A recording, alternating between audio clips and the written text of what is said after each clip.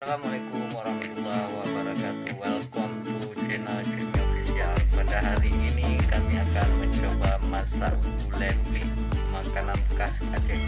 Oke, buat kawan-kawan silakan ikuti terus. Ini masakan khas Aceh ya teman-teman. Orang Aceh pasti tidak asing lagi sama yang namanya kuah pliu atau gulai patarana, yang rasanya asam dan pedas, paling enak ditemani sama sambal lado dan ikan asin ya teman-teman. Gulai pli adalah kuliner khas Aceh yang terbuat dari berbagai campuran sayur mayur ditambah bumbu andalan yang hanya ada di Aceh, yaitu pliu. Pliu adalah bumbu yang terbuat dari kelapa parut yang telah difermentasi selama 3 hari, lalu dijemur di terik matahari berhari-hari hingga kering.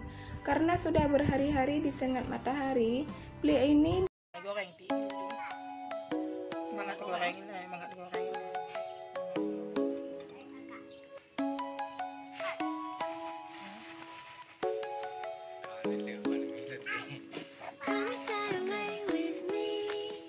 Buah putih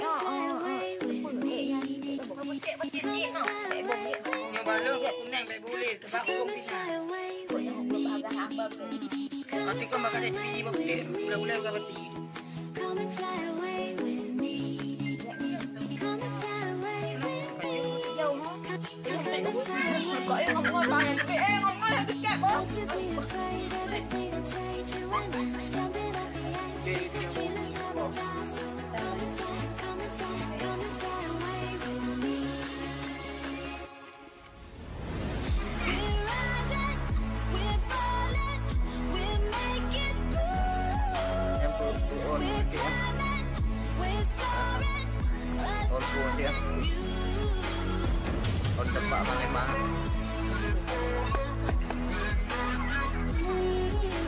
Inilah guys, masak gulai pli-nya ya nih ya, sama makcik ya. Iya. Mantap makcik, mantap. Daduk makcik ya, daduk ya. Diaduk sampai merata makcik. Ini adalah makanan khas Aceh. Gulai pli, buah belangong. Kuah belangong pun gulai pli patana. Gulai patana.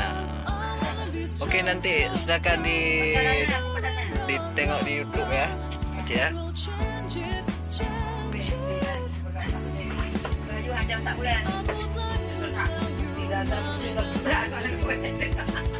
Ini gulai pliu guys,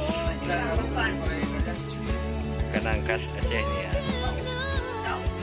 yang tadi dicang-cang ya.